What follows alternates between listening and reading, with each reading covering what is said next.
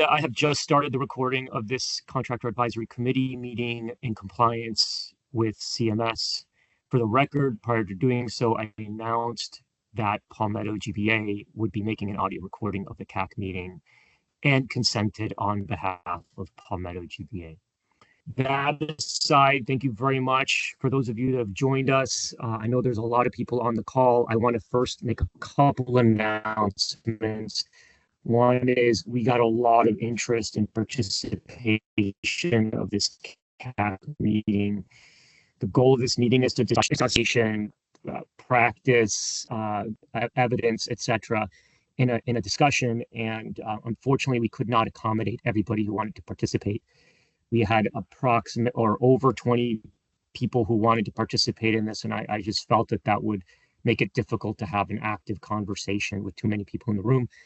That said, if you're on this call and have evidentiary information that's pertinent to the discussion that isn't discussed and would like to send that to us, you may do so. I thought I'd start off by first introducing myself. My name is Dr. Gabriel Bien-Willner.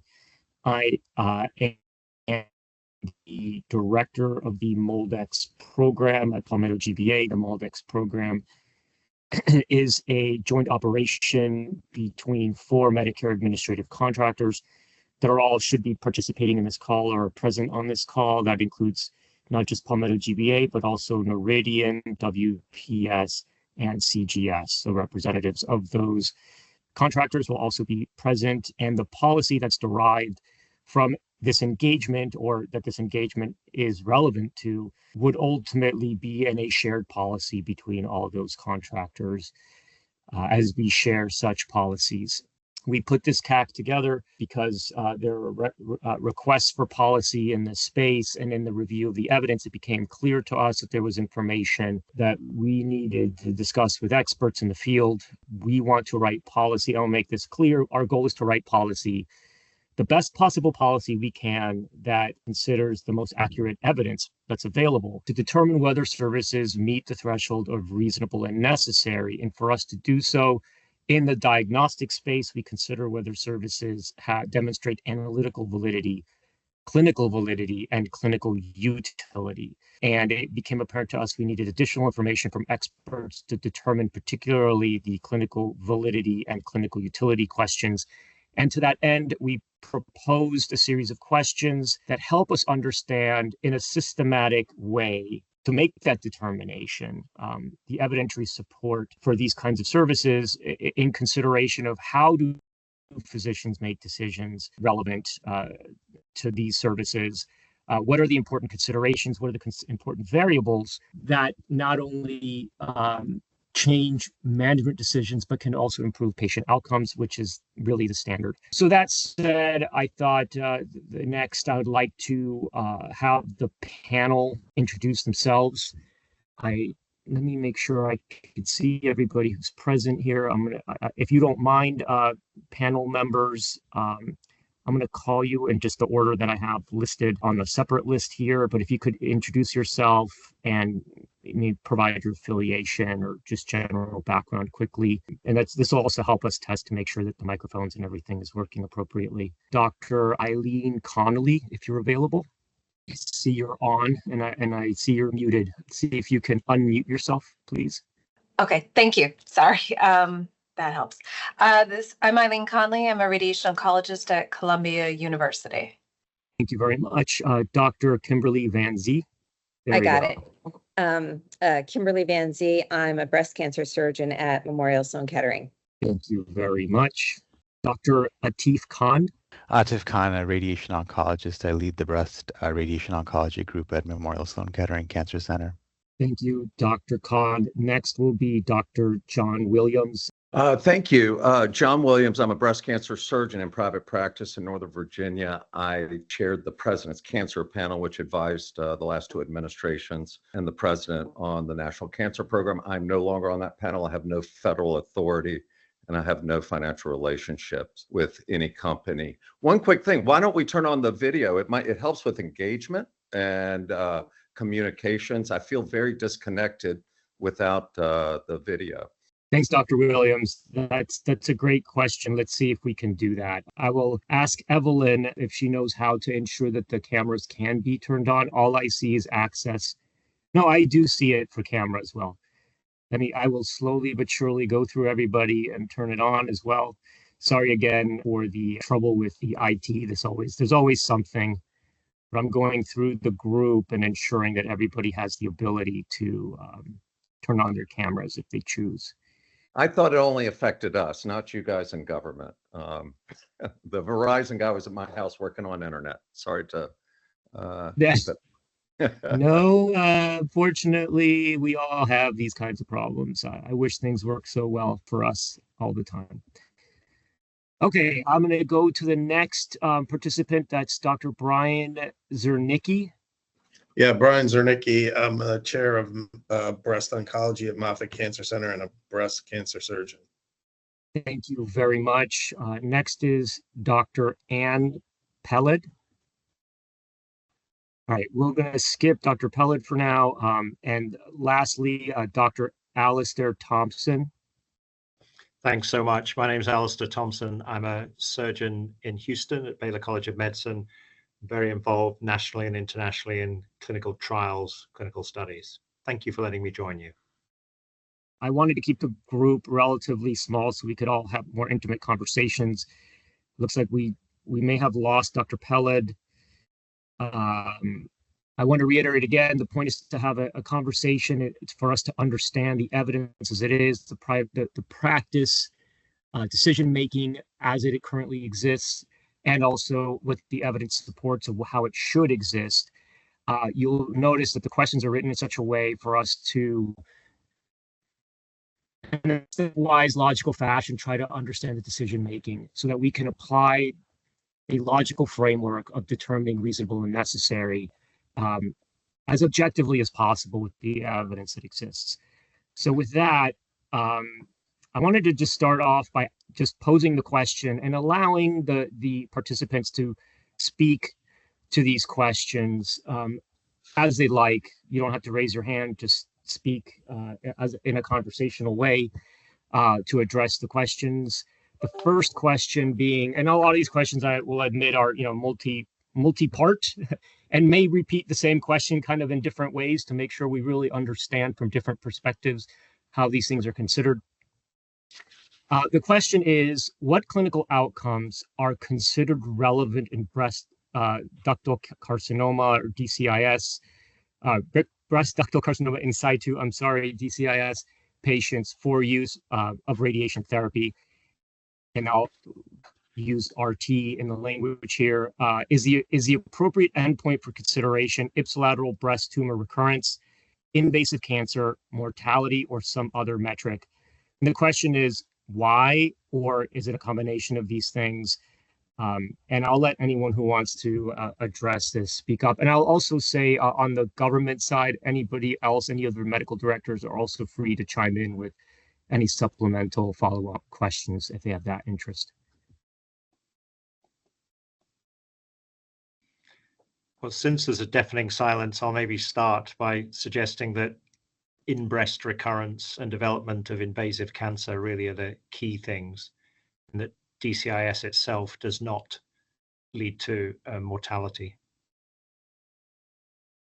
And I would add that if there were some way to identify the rare cases of breast cancer mortality from DCIS, which is admittedly very rare. In the randomized studies, it's always in the low single digits.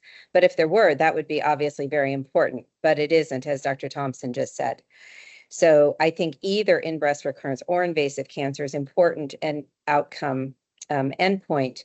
Obviously, invasive is more important, but even just a DCIS recurrence has implications for a woman's quality of life, even if not quantity of life, and need for therapy. Yeah, I would echo all of what has been said by Kim and Alistair, and I'll add that in the vein of additional treatment necessary, in at least one report that I know of, the mastectomy-free survival was subsequent mastectomy-free survival was improved with use of adjuvant radiotherapy versus not. So the that is also an implication or a consideration. One of the things that we're a little blind to is your experience with breast cancer and who's making these decisions. And one of the critical things is to put it in a larger context if you're not in the middle of the field. And that one of that is that about 20% of patients that we categorize as breast cancer, and DCIS is included in that, are DCIS. And yes, in many ways, we tend to overtreat it. We treat it with surgery, radiation, sometimes some estrogen blocking medications. For something that its harm to you is small, but when it does develop into a cancer, it is our job up front to prevent death from subsequent cancers, and also prevent and do our best to prevent subsequent interventions that are needed that threaten patients. So a little bit of a background on that, but I would agree. Invasive cancer occurrence, and when they do recur locally, it's half and half DCIS, half and half invasive cancer. Correct me if I'm wrong. We've got a great panel here. There are more researchers than I. I'm a little more policy-based and practice-based, just so you know.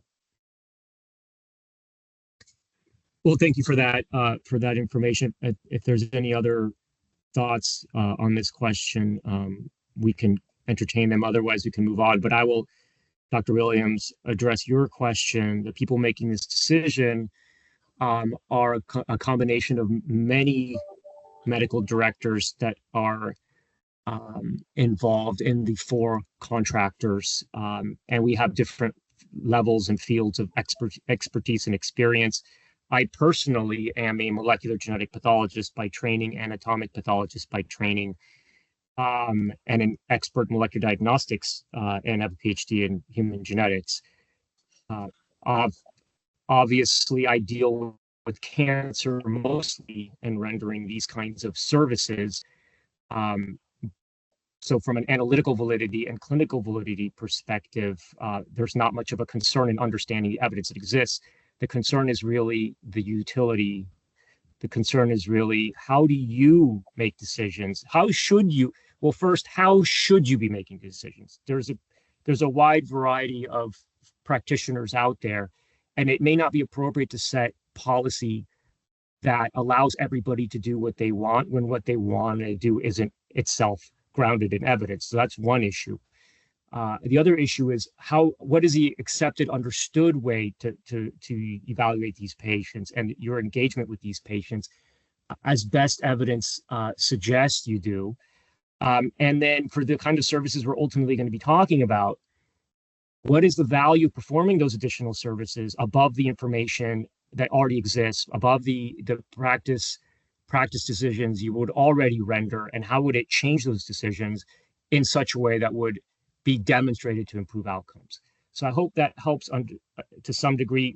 This entire thing is being constructed to get that information from you guys, because if we don't, we don't want to make a bad decision. We don't want to assume that we understand how these patients should be managed and treated and how decisions should be made. We'd rather hear them from you. Okay, and while that first question was pretty obvious and it wasn't anything we didn't already know, we just wanted to hear it from you to really confirm what we had seen and how we were approaching this. I'm going to move on to the second question, if that's okay.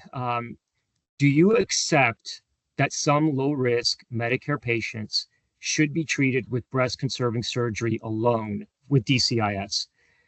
And if so, how would you identify that population?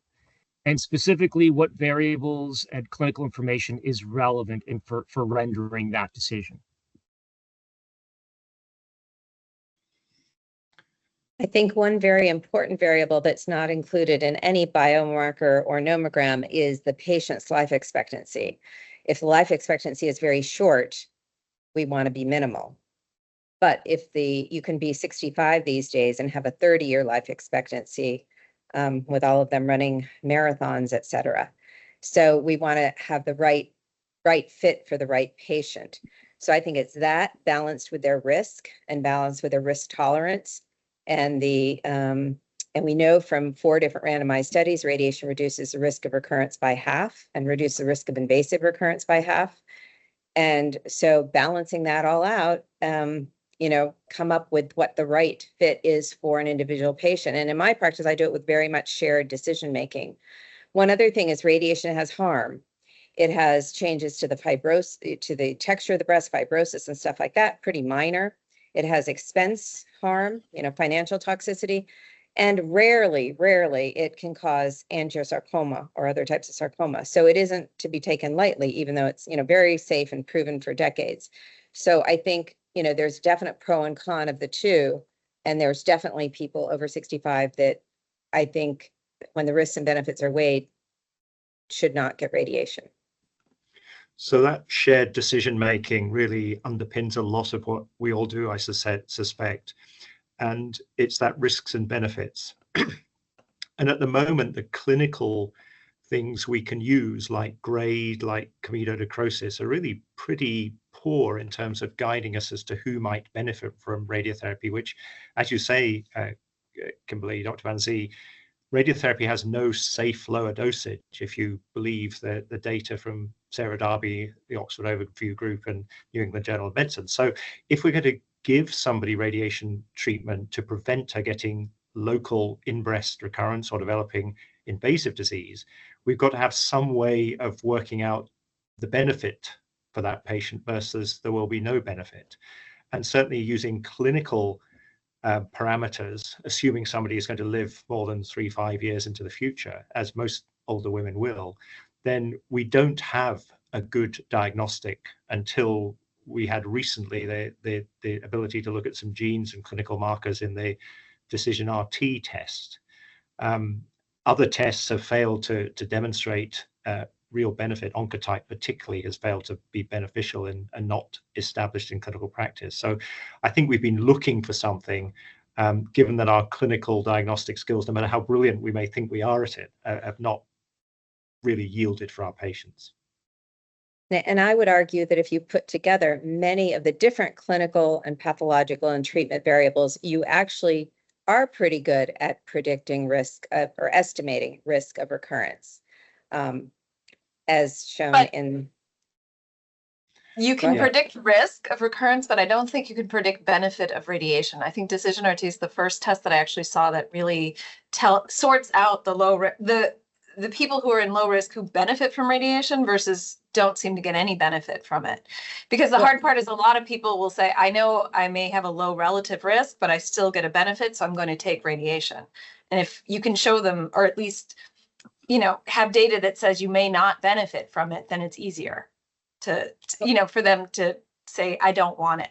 Because people feel like you're taking it away from them when you say you're not going to get radiation, at least in my population, which is majority minority. Yeah, agree. But I would argue that the Decision RT or the Prelude RX data is actually very preliminary. And if you read the editorial regarding the Vicini paper, I mean, really, it has not been validated. That paper does not validate. They came up with a new score in that paper, and their prior cut points were not validated. And so I don't think you can actually say, I mean, they say that they show a difference, but there's not statistically significant proof, and there's a very poor power in their low risk group. Because if you take someone who has a risk profile of 5% risk of recurrence at 10 years, and you cut the risk in half by radiation, you need a huge number to prove that 2.5% benefit. So I think the relative risk is still 50%, like all the randomized trials show. And what they're seizing on is low power in their study, so they didn't reach statistical significance. Yeah, we need to be a bit wary about the opinions in editorials because they're not always entirely evidence-based, as you suggest. But if you take the evidence that's out there in the peer-reviewed literature, I think it's pretty clear that you and I would agree, Dr. Van Zee, that the clinical factors alone are just not going to do it in terms of choosing who gets radiotherapy with potential risks and benefits. And so I'm sure there's others on this call, I'll stop monopolizing things, who can cite some of the multiple studies that have suggested actually there is a test now out there, and it's not Oncotype, that can help guide us in that shared decision making that you and I certainly agree on. I don't know if we're jumping ahead. Oh, sorry, go ahead. You're muted. We are Dr. Williams. definitely jumping ahead, but I do want to get away your conversation. I think you've already zoomed into some very contentious issues that I think are what the reason that this panel has been convened. If I could quickly touch on something Dr. Connolly said really quick, which I think I really want to understand her perspective. Is your sense of the ultimate, and again, we're going to go back and hit this again. I apologize also for jumping ahead. The fact that is perceived that these tests can differentiate, not necessarily a difference in risk for recurrence or IBTR or invasive cancer, but really whether the patient will yield some benefit to radiation, that itself is the value to you. Is that correct? Yeah, or one I of think the that's major issues of value. Yeah, that's absolutely it. It's the promise of it that, the data, and I agree. I mean, prospective randomized data is going to happen. NRG is proposing, and I think has moved forward a randomized trial that's going to ask that specific question, looking in the low risk population. But given the evidence that we have, it's compelling at this point that it's hard not to want to use this as an additional tool for patients who, I've had women who I would say you don't need radiation, but they really insist that they want it. And it helps to have something that's going to sort those patients out. And it's the same in the opposite direction. So let me then follow that up with two questions. One is, if it turned out that this test actually cannot differentiate patients who don't benefit from radiation, and would that change your mind on the value? And it seems like you're also saying that it also helps you have some sort of ammunition to put something in front of a patient to say, hey, here's some evidence for why you should do this, rather than some soft kinds of, we don't really know, but you could say, look, this says X, and this helps us make a decision, even though you could have probably arrived at that conclusion without it, but it's okay. No, I mean, the clinical data is important because it helps you risks. I'll let others speak, but it helps you risk sort patients. But it doesn't tell you, it doesn't predict who's going to benefit. Every randomized trial that is so far, everyone, even if you're classified as low risk, you still had a benefit. RTUG 9804 showed a benefit. Those were supposed to be, that's the ideal group of low risk, wide margins, majority took tamoxifen, and there was still a benefit of radiation. This, in their data that's been, they've validated in repeated cohorts, pulls out a group that doesn't benefit. I mean, I know Dr. Van Zee is shaking her head. We need a statistician. I mean, I have some background in statistics, so maybe I'm more aware of some of these weaknesses in this data, but it did not show in the pre-specified, the Prelude RT did not show in the pre-specified cutoffs prediction or prognosis in their proposed validity trial with the randomized data from Swedish. Even though they say they did, they didn't. If you look at the confidence intervals, there was no statistically significant difference.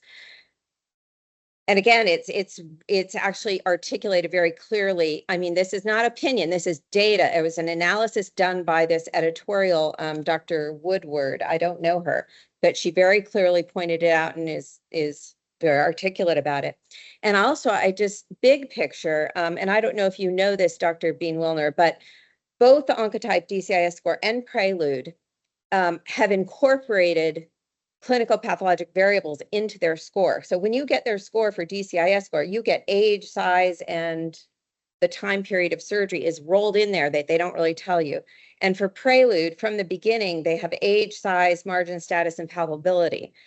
And what they don't tell you is what proportion of their prediction is from those clinical pathologic variables as compared to the biological signature.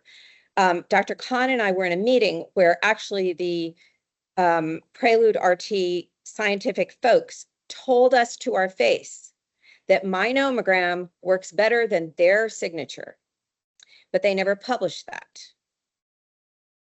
So a couple of things. First of all, I do know Dr. Woodward, and she's a friend, so I'm not going to knock her here.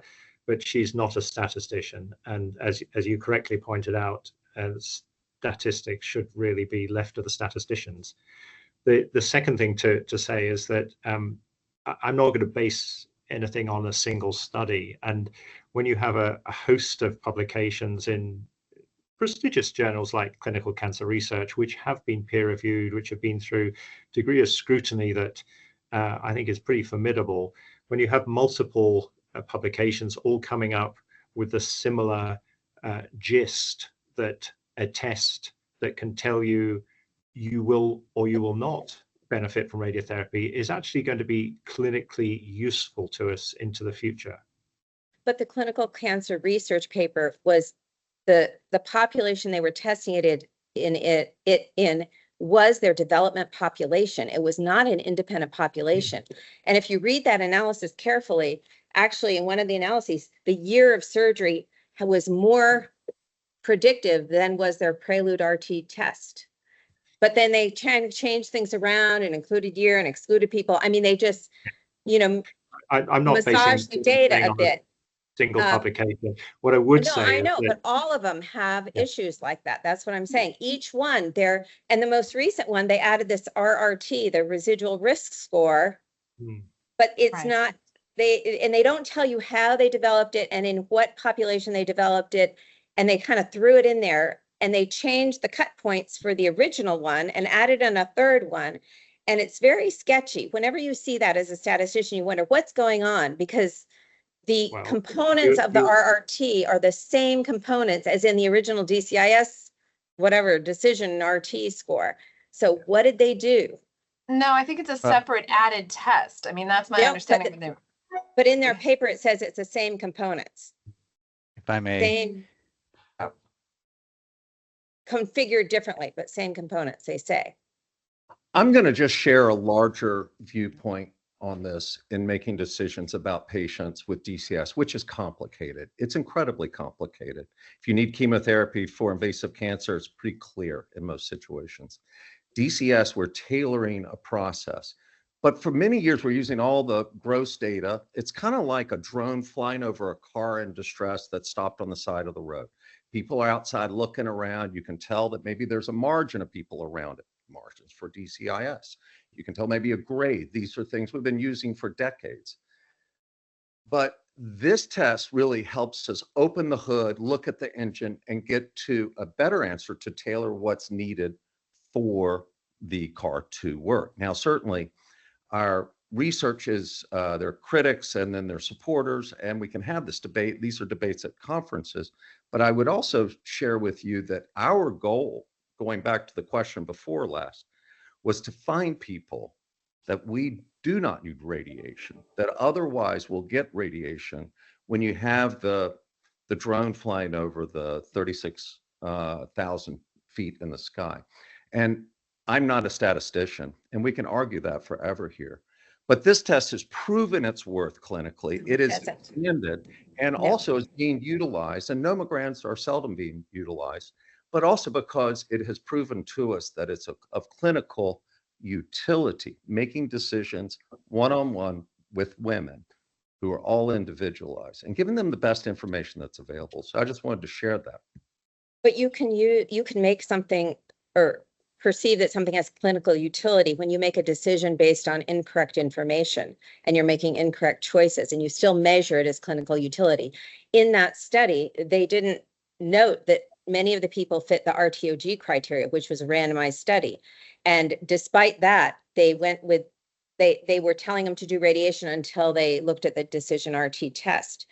But big picture, stepping back, right now, there is no evidence that any of these biosignatures is any better than a combination of clinical pathologic factors like the nomogram. There is no data. That's nonsense. That is complete nonsense. No, hold on. I'm sorry, you can't just make that statement and think you can get away with it. I'm happy to hear. I'm happy to hear a head-to-head comparison. There are no published area under the ROC curves or calibration curves for the biosignature alone on either of them. There's no incorporation of the use of tamoxifen or endocrine therapy, which has been proven to reduce the risk of recurrence by half, and none of them incorporate that. So by definition, they're inaccurate in that. No, they're looking at if they're just- radiation, not looking at tamoxifen treatment. And there are some Right, but- countries around the world who never use tamoxifen because it is not effective in terms of survival for patients with Well, neither breast is cancer. It radiation. doesn't even, Neither is exactly. radiation. So if radiotherapy is not effective at survival improvement, then we should be defining those patients who do not need radiotherapy because it won't benefit from them. It won't benefit them. And we should be defining those patients who might get benefit from radiotherapy and therefore should be given it. That's the whole point of having some prognostic diagnostic tool, which is why we're convening today and not just using hearsay and algorithms that are not widely adopted. That's what I'm concerned about, is the way the data are presented. It's misleading. A lot of this data is misleading. But back to multiple journals, they can't all be wrong. Back to Dr. endocrine Khan, why therapy. don't you chime in and share with us Sure. rather than, give us a different perspective. Yeah, if I may just take one step back. Just to go back to the original question that was posed, which is, are there women who can forego radiation? I think everyone's answer is yes, there are women who can forego radiation. The approach that we've taken at MSK is, and it's not perfect, but it's sort of the approach that we're running currently, is we ask the opposite question: who do we believe absolutely needs radiation? And we've sort of identified 4 features that we, as a consensus of experts, believe is an automatic indication for radiation. And they are: number 1, grade 3, high-grade disease; number 2, size over 2.5 centimeters; number 3, a close margin, which we've defined as less than 2 millimeters. Meaning an unremediated close margin, meaning that the patient's not willing to go back for a re-excision or the re-excision is not planned. And then age less than 40. And so if in the presence of even one of these risk factors, we would consider radiotherapy. And in the absence of all 4 of these risk factors, which, by the way, is a huge number of patients, there's a huge number of patients that don't have any of these 4 things, we sort of defer the decision on. We don't consider radiation to be indicated. However, we don't consider radiation to be wrong. We think it would be okay for any woman with DCIS to receive radiation. In this bulk of women who don't fit these criteria, we would say, going back to this idea of shared decision making. All of this is to say that our current state of how we are sort of deciding and adjudicating treatment for DCIS is very flawed. There's a tremendous room for improvement here. And I don't think anybody would disagree with that. Like, we could be doing this better, right? Now, coming to the signatures, I think the signatures are a natural extension of what's happening all across oncology. So I think to use biology signatures to try to adjudicate and risk stratify DCIS patients is a perfectly rational strategy. We can get it. I can speak to, and we can get into the data in 1 second. But before even that, the thing I'd like to really point out, I think it's really important. If we had a perfect assay, like if we had the assay that was sent down on a mountain from God, it was absolutely the perfect assay, analytically, clinically, the prediction was there, the prognosis, it was just a perfect assay, and it was handed to me, and I was going to be the person that was going to bring this to the world. It would still be very hard, because to find the data sets to convincingly show people, guys, this assay really works, that's really complicated, because people will say, well, that data is old, those patients were not treated the way that we treat patients now. There's all types of problems that one would encounter, even as one was trying to validate a perfect assay. That's just the nature of the business. And that's sort of why you're seeing the disagreements that you're seeing here. Now, coming to the, I think here's what we can say, I think quite with a high degree of confidence. I think that the Prelude DX assay reclassifies patients based on from their clinical path, ClinPath. I think that's true, meaning that if you stratify patients by ClinPath and then run their assay, there's a huge amount of resorting is happening by the assay. So I think that's true. Meaning that it's adding some information that's not simply just the ClinPath. And we can, I didn't prepare any slides or anything, but if you look at the data, it's very clear that women are being the tumors are being reclassified. I think the final bit of that is, okay, what is the prognostic or predictive implication of this resorting that's happening by the assay? And I think their initial tests that were run in more limited data sets were very encouraging, I would say. I think it was, I was quite excited. I thought they were actually onto something. When they went to validate it in the randomized data set, I think Kim is right. It did not hold up to the same level. Like it didn't hold up as an independent interactor, in that analysis. I think that is true. I think what they did subsequently was that they added to the model. They added 3 additional markers, right? They had KRAS. They added 3 additional. They're the same ones that are in the original biosignature, they say in their paper. No, It's Kim, the that's pathway, the right. The KRAS is not in the. So the originals are HER2, Ki67, COX2, SIA, FOXA1, and P16. No, and the I'll residual read it. risk assay, there's. I'll read it. ahead. Thus, an algorithm was pre-specified to combine biomarkers, parenthesis, used by the DS biosignature in a novel manner. So they use the same biomarkers to make this RRT. And it's in the EGFR HER2 KRAS pathway, but it's the same biomarkers. They just reconfigured them. I think that And this is in Vicini. I think the That's source data, the source data from which they pulled the original biomarkers is the same source data from which there's they no pulled additional it. markers, no additional No, it's the markers. same added in. markers. Right. Same markers. But they may have been weighted differently, or Right. But essentially, the analytics of the assay was tuned, for the for that second in that second coming of the test, in which there's 3 categories: Right. low risk, elevated risk, and residual risk. And I think in that paper, in the latest paper with the residual risk, I do find it compelling. I think it's sort of the best thing that we have, especially when you compare it to the Oncotype assay, which is really like their development is so behind. It's really just prognostic. I haven't really seen kind of a demonstration of that assay being predictive of I think radiotherapy they've given up benefits. on So it. why does- Yeah, it's I think not they've given predictive up at on it all. completely as being unable to really progress with DCIS, and Why they're don't- not even marketing it. Why don't we take the Prelude RT and compare it head to head with the nomogram, for example, which there's nothing so special about the nomogram, except it combines a lot of significant variables and a lot of even, they weren't statistically significant, but they have made clinical sense, and compare it head to head. And we know the answer actually before the residual risk, the answer was the nomogram did better. That's what the guy said. The scientific officer told us that. So that's hearsay, Kimberly, and I don't wish to No, be I'm saying rude, and he forgive me for said saying that. this, but you're the person that came up with the nomogram. So at Memorial, and that may apply perfectly well to Memorial patients who are very subset, as I know from having been there 30 years ago, but that's not the real world. What we're talking about here, I feel, is trying to do something better for our patient populations who may be older patients who may benefit from radiotherapy or may not benefit from radiotherapy. And whether it's tumor grade alone, whether it's the presence of communonecrosis, where it's almost a guess what the pathologists are going to say, and I can forward the publications on that to the committee if they wish, the CAC committee if they wish. But we need something that's better. And Oncotype Agreed. DCIS Agreed. doesn't do it. The nomogram, Agreed. even if it isn't accepted, isn't widely used, is just not something, and I'm Because sorry to there's say no- this. We just have use to that make word. clinical decisions in a situation where we have to tailor the information in a shared decision-making Yeah. fashion.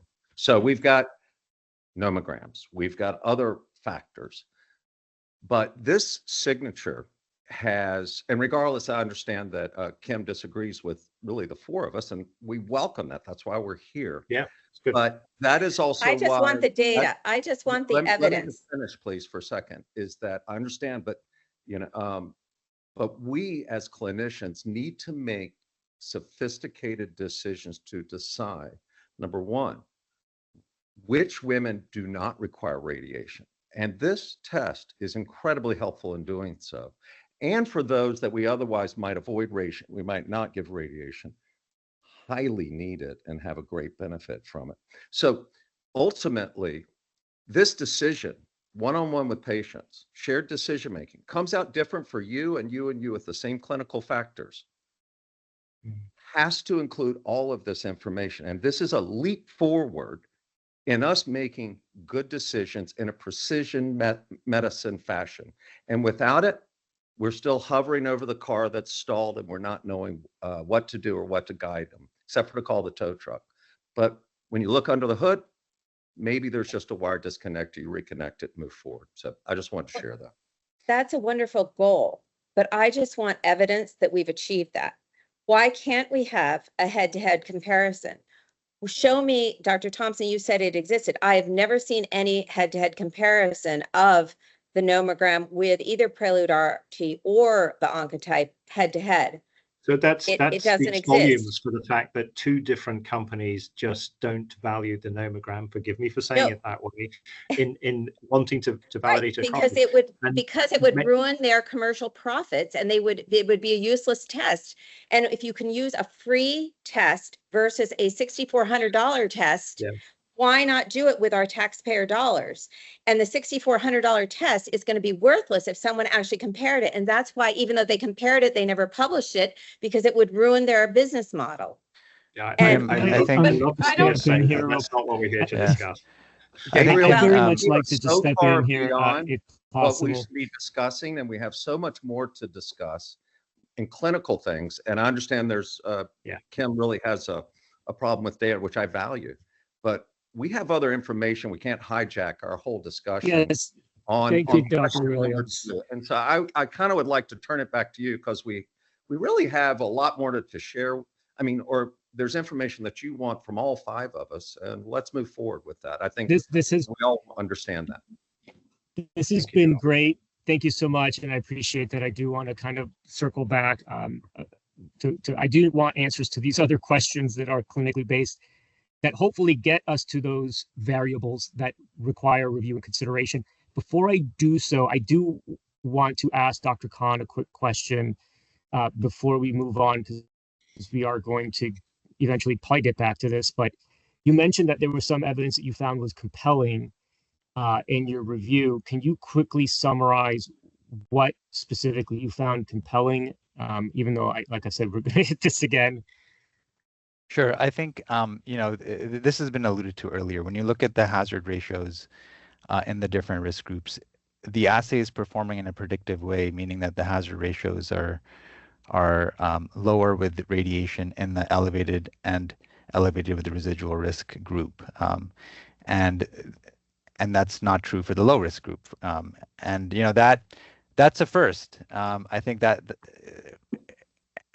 that's something that did not exist before. And I think, there's interest in this, as Eileen was saying, the NRG is going to advance the concept. So it's not like, the community at large is ignoring this. I think there is interest in improving the outcomes, like our decisional, matrix for these patients. I think the idea that was alluded to earlier, that this is another data point that can assist in shared decision making, like even today, I think that's also true. I think the ultimate validation will happen in some prospective, manner, but that's going to take years to sort of. It's going to take a decade. I mean, gather, realistically. Yeah, and we can't. I So- don't think we. Yeah. Okay, And an thank you. I independent data set, though, too. We need an independent data set, not the set in which it was developed. But You- It's hard you to answered get my that though. Like, question. yeah, it's Thank hard to you. get that. Dr. Khan. Without a thank you. doubt, You the answered my data is question. good enough to move forward, in my opinion. It's nice to have perfection. We don't in anything. And also at meetings, we can sit and argue. We argue after presentations. But what you're seeing is a consensus on this panel that this is a test that is critically important, being utilized more and more and more by clinicians, people that are responsible for the patients in front of them, people that are responsible for your Medicare insured. And this is critical information. And those that were skeptics have found that it is incredibly powerful. So I just want to share that we've got a panel and we've got great diverse input. But it's important to note that this is not just some component, a part of it. This is this is a leap forward, in my opinion, and many people's feelings about this. Oncotype was not, period. This one is. Okay, thank you. Let's continue. First of all, I would just say I'm not sure I could summarize this as a consensus, but I do believe that the fact that you all are having this heated discussion on this call really justifies why we had this meeting in the first place, because as we reviewed guidelines, we were also very confused as to how this would be handled. So let's move on to the third question. And a lot of these, like, we're going to find that we've already discussed. But again, back to these variables and understanding what is sufficient, what moves the needle forward. What is a reasonable risk of IBTR or whatever other the metric is to warrant a BCS-only treatment in DCIS in the Medicare population? What is a reasonable risk reduction that would result in a change in recommendation from BCS plus RT to just BCS or BCT to BCS? What variables should be considered? If I, as an independent observer, have to determine, to something to be reasonable and necessary, what it has to derive, the patient has to derive some benefit. We've talked about changing management, okay? And I will tell you that is not sufficient. It's not changing management, it's changing management to benefit the patient.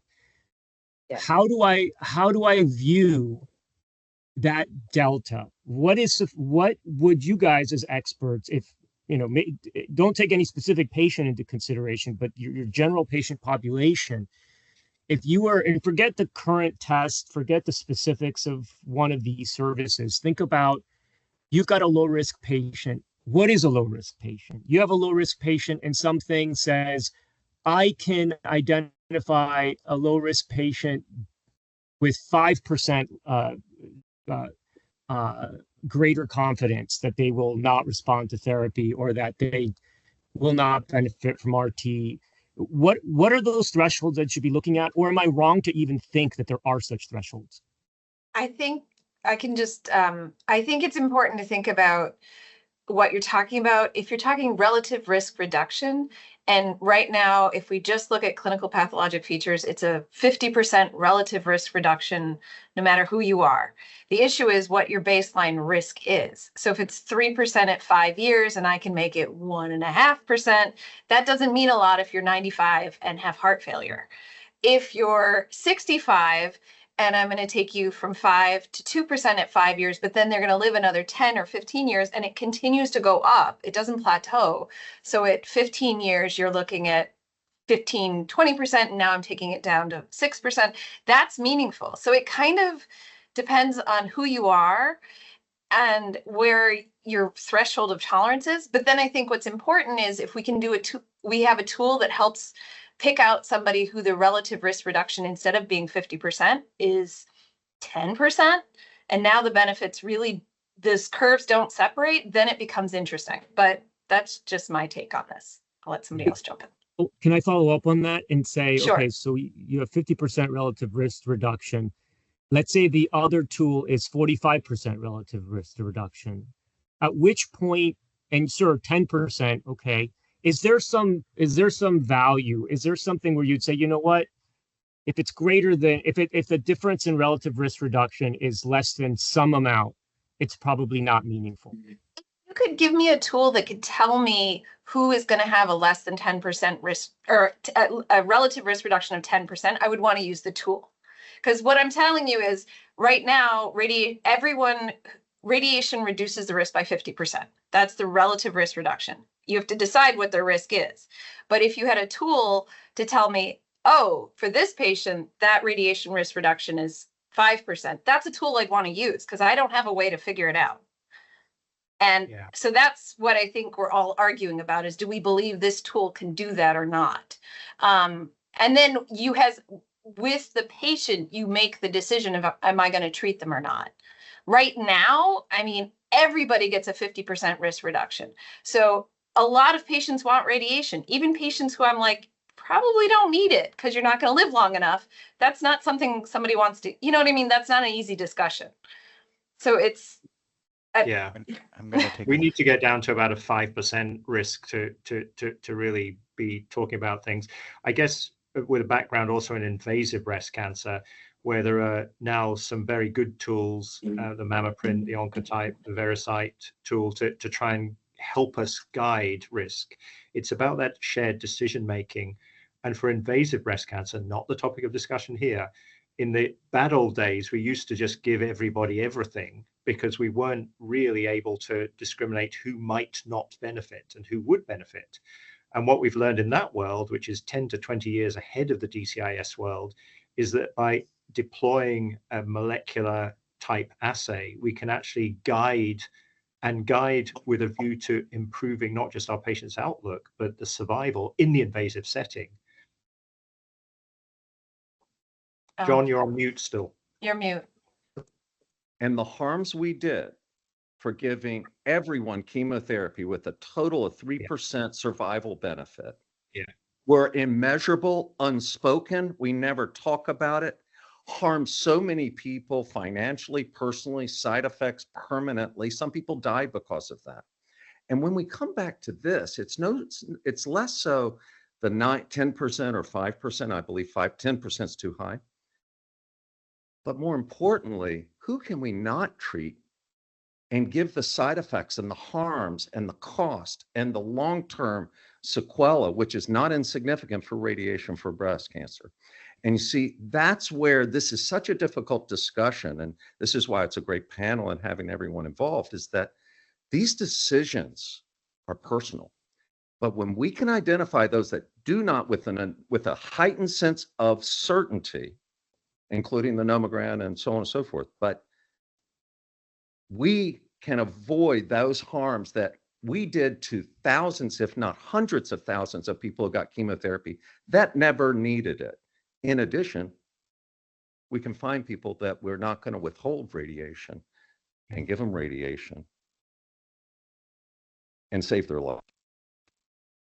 Increase the chance of having a recurrence or invasive cancer. So that is important. And thanks for bringing that up, Alistair, is that the harms of radiation are significant, and the most sophisticated care that we can give anyone, including the citizens of this country. And that's the nature of this discussion. It's Medicare. We're talking about the citizens of our country. We're making big policy decisions here. And you guys do an important job, as you well know, not given the credit. I see a very good question. Well. Sorry to interrupt you, John. I see a very good point in the meeting chat about saying radiotherapy is not the same as chemotherapy. Absolutely. So the side effects of radiotherapy, and forgive me, I'm not a radiation oncologist, so Atif, you may want to send me a rude message at some point as a radiation oncologist. But you know, what we see from the evidence is the Oxford overview saying that there is no safe lower dose to radiation, at least in the breast radiotherapy trials, in terms of heart damage. We can see lung cancers, we can see esophageal cancers, we can see sarcomas, angiosarcomas. We can see much more common than all of those things, which tend to occur 5, 10, 20 years afterwards. We can see the breast fibrosis, we can see the skin changes, the telangiectasia. We can see the leather effect chronic of pain and quality of life. Chronic pain is rampant. So, I see these patients. Absolutely. I'm not here to knock radiotherapy, so forgive me, Atif, forgive me, Eileen, but I think just recognizing that if that's the cost for somebody to be disease-free in the breast, maybe okay. But if they've had that radiotherapy and we have a test that could have said, you don't need that radiation therapy, that's what's driving me to be here today. Yeah.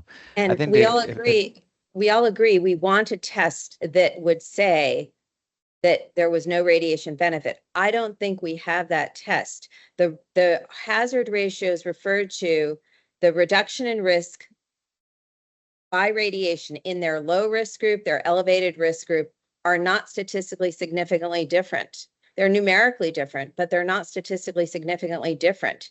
So it sounds good, and that's our goal, but I don't think we've achieved it. And just in terms of the question for a patient, I think, I'm going to give an example. I had a patient that I thought had a very high risk of recurrence, 50%, really high. She had lots of risk factors. And I told her 50%. She goes, oh, that's pretty good, 50-50. Where another patient, you might say 10%, and they go, oh, that's too high. I want radiation. So there really is a different value judgment in different personalities. There's risk averse people and risk tolerant people. And so I can't say, I mean, after doing this for 30 years, I feel like I cannot judge for an individual person anymore because people are so different in their judgments. They are, but we need help. This goes back to, if I may go back to the original question that was posed by Dr. Bien-Willner. And this is a little bit, like opinion, or let's say, expert sort of, opinion, let's say. you asked like, how would we define low risk? Like, what's the threshold? And I think I would venture to say that on average, clearly it's different on the Upper East Side versus, somewhere else in the world maybe. But about 15%, for recognizing that DCIS is not life-threatening, recognizing that the salvage therapies are very successful, for IBTRs, I would characterize 15% as sort of the upper limit of IBTR that would generally be considered acceptable by physicians and by patients. I think if you were to half that down to the 5 to 7% range with an assay, that would be valuable. I think that would be a meaningful, addition, and I think that would warrant, utilization of such an assay. Thank you for answering my question with numbers. That I think that's always important for us as we're looking at making decisions in policy. It's easier for it when you get too many squishy answers. It's hard to really come up with frameworks around it. But look, would the group agree? You know what? Let me just let me punt this because I'm actually going to ask this in this next question. Can we just move to the next question, which really will tie to this? So it says, studies have shown that clinical factors such as negative margins, tumor size of less than 2 or 2.5 centimeters, depending on the study, lack of comedonecrosis, necrosis, and tamoxifen use are associated with lower IBTR. Why is there no consensus on defining what low risk is? What a low risk population is based on those factors? How would you define low risk? And it sounds like, Dr. Khan, you would say that you would define a low risk population at 15% relative of risk of absolute IBTR, maybe? risk of absolute risk of IBTR, yeah. And then it sounds like you would also say that if you could then reduce risk down to 5%, that would be important so that there's a substantial relative risk reduction. But once you're below 5%, maybe there isn't any more significance. So let's say you knew the patient was at 5% risk, and now you can lower them to 2.5%. Would there be any clinical significance to that? Probably aside not, from no. sort of what people feel. Right? No, I think generally so I you think would feel that. Yeah. Okay, so those are real numbers that were thrown out. 15% absolute 15 is risk. high. I mean, just I'm getting that from 9804 almost, because that's sort of what it was in 9804, and I mean, that, in 10 years it was 10%. So or like, Yeah, Thanks, and Dr. 15 years, Connolly. 15%. yeah. Let me just throw this out to the group.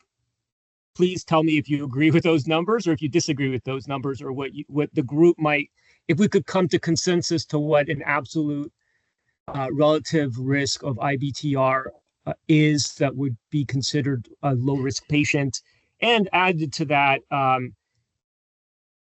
which point is it no longer relevant what that relative risk reduction is? I'm going to push back a little bit. This is where, although, as you were saying, it's sort of smudgy, this whole topic of DCIS. We talked about that from the very beginning. It is a difficult problem. It is difficult to define, and it's not as clear as chemotherapy save your life or not. However, what defines a low risk ultimately is decided by different studies and different perceptions. And what you're kind of asking also us, as the 5 of us, might be individually, because there's no right answer here, because a low risk for a 90-year-old woman is probably 20% to help make a decision. A low risk for a 50-year-old woman is going to be different. So one way to do that is to ask the group what they think it is across the board. And I think because there's no specific answer, and it's based on a little bit of clinical practice, if that's what you want to come out with. I would say 5%, between 5 and 10% is low risk for your normal population. I'll pass that off to Kim. What would you define as a low risk for you, just in general practice? Yeah, I mean, I agree. It depends on the patient. because the older you are and the lower your life expectancy, the higher the risk you can tolerate without needing to do radiation or anything, right? Because We're the talking chances without of you being- radiation right now, right? Yeah, Just to yeah, be yeah. clear, we're talking about that Yeah, radiation. But so what would if you you say have it for the general population if we don't set subset? of Medicare patients, No, let's right, just which is talk all across over the board. We 65. haven't Well- we haven't defined it that. What is No, a sub I- in general? I think this whole discussion is for Medicare patients. Dr. I understand, Bien-Willner, but also, is that true? we had the clinical studies are not done on Medicare patients specifically, and we can't even account for what the age is. Certainly, that makes it even more relevant to that situation. But this is the first time we brought that up. Draw a line, Kim, if you can, on what you would say, based on studies, is low risk Well, for you in practice. Just what do you Yeah. consider low risk? we did a study, and by decade of age, the risk goes down the older you get. The 10-year risk of recurrence for DCIS, Understand. controlling for all other factors, goes down, and your risk of death goes up. So what I'm trying to say is my threshold is different depending on the patient in front of me. I think I agree with Atif, something around 15% if you take an average, but a young, healthy woman, it might be lower, like 10%, like Dr. Connolly said. But an older lady, like I said, I've had people that say 50% is fine for them. I understand. So, but we're trying to narrow it down. overall, we I agree decide. with Atif about 15% overall. But I think that's a very important caveat in making any decision is the older you are and the fewer years of life ahead of you, the fewer years you have to have a recurrence and the lower your per year risk is. I think we have consensus on that. Eileen, what's your take? Where would you say, can you draw it for the general, assuming that they're caveats really young, really old? I mean, I think those things are true. I think the hard part is if you consistently tell somebody you're going to get a 50% reduction in whatever that risk is that I'm estimating for you, if it, without radiation, a lot of people with modern radiation and minimal toxicity, I mean, we can give it in 1 week, are going to take radiation. So that's the thing. Right now, I can see a 70-year-old and offer her 1 week of treatment. And she's going to say, well, you're going to reduce it by 50%. That's easy. 1 week is easy. That's where everything has changed. I agree with that. A lot of women are choosing radiation. Nothing that we use clinical pathologic tells me how much benefit they're going to get because every trial shows a 50% reduction. So another way to Yeah. present it sometimes it helps is when I say it's 90%, you have a 90% chance of it not coming back. And if you do radiation, it's 95. Sometimes yeah, but they it's still flipping. hear the 5% difference. I know, but I do the same thing, and that's But fine. it's funny, when you say it that way, they go along with it much better than saying it the 5 and 10. If you say I will 90%. I have my patient population is majority minority. If you take something away, they want to know, they feel like you're taking it away from them. And we can't It's do a that. really Yeah. different, it's not as easy as that. They're going to be like, look, it's 1 week of treatment. I Yeah. want it, I period. think Alistair, there's not a Tyler. lot of there's not a whole lot of fear around radiation. I know we were alluding to the side effects earlier, but from the patient perspective, It's so well they're quite tolerated. accepting of radiotherapy. And I think there is a culture, paradoxically, there is a culture of fear around DCIS because the carcinoma, in the way that we call it, and, we're all partly to blame for that, but there is this. So, I think when you pose this choice of, doing everything they can to minimize their chance of recurrence versus leaving something on the table, they almost always do opt for, receipt of radiotherapy. Yeah, they do. Alistair, what's your take? Well, Yeah, so my apologies to Atif and Eileen for being rude about the side effects of radiotherapy. You're absolutely right. Things nowadays, much more modern, much more directed, much fewer side effects. But there is a history that patients sometimes fear radiotherapy, probably inappropriately. So in direct answer to your question, John, I think 5% is where I'd sit. And I'd sit there because I know that 3% is the cutoff for most chemotherapy agents. I think 5% is probably a reasonable position for me to sit. Thank you for Dr. asking. Prahlad is on. Ann, can Yeah. you hear us or speak? Ann, can you hear us or She unmute? cannot speak because I need to turn on her mic and I'm having a hard time finding her, unfortunately, on the list here. One I difference. apologize. one difference between chemotherapy, you're talking about lives saved, where radiation doesn't save lives for DCIS. It just prevents recurrence. So my threshold for saving lives is much lower, meaning I would do chemo for a smaller benefit than radiation to prevent a risk of recurrence after DCIS in a breast, because that's salvageable, like Atif said. But salvage life is not without versus- cost. No, I mean, agreed. Like, that's but not a small thing for somebody. no, I totally agree. Having a recurrence is terrible. They hate it, even if it's just DCIS. Oh, I totally agree. But it's not death. It's not. That's why we metastatic would say disease. 15% and not 50%, right? Yeah. I mean, like, Yeah. Right, I so get it's that. still- No, I yeah. understand, but I say the bargain has changed because radiation has gotten easier. It's shorter, there's much less toxicity. Everybody is much more willing to do it than they used to be. It was a different discussion 10 years ago. It really just was. wanna- When you were I talking wanna about be- 6 weeks, There was a second part to the question, though. I think did we answer the question that was posed, or? A great question. you're good. I think I think you did, and then you went way past it. But the problem here is, we read a lot of papers about this low risk population, and they all had different cutoffs and standards for what that meant. There was no agreement in the literature as to what low risk means, and then the guidelines themselves talk about sufficiently low risk without mentioning what that even means. So it's like the deaf leading the blind and trying to decide how do you write policy? How do you create a framework around something that has no definition, maybe intentionally so, particularly around things like discussing things with patients? That makes it almost impossible for us to have a framework around. So the goal of the question was to come up with some reasonable. So if you could say, for example, Dr. Williams, that, you can't define what that means, it'll be different. The goal is to get a definition and put it in a policy and put a framework around it. And maybe if the 6 of you, I'd love to hear from Dr. Czernicki, who hasn't opined much here, but and Dr. Pellet, if I can get her unmuted. I think this is just a consequence of her coming in a little later, and I can't expand the entire list of people participating.